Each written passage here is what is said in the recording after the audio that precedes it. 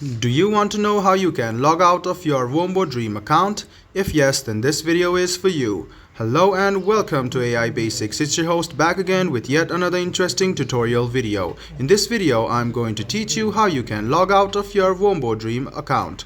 Go ahead and open Dream by Wombo on your phone. Now, what you need to do is go to your profile, which you can see on the bottom right hand corner. Click on Settings. You can see Logout option over here. Click on Logout and you have been logged out of your Wombo Dream account. Let me show it to you once again, guys, how you can log out of your Wombo Dream account. First of all, let's sign in with Google. After signing in, what we need to do is go to our account.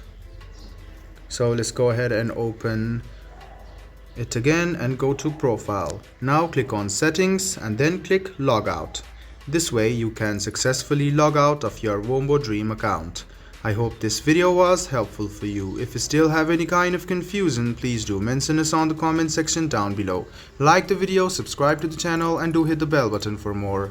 Hope to see you in the next video as well. Until then, goodbye, take care and make sure you enjoy.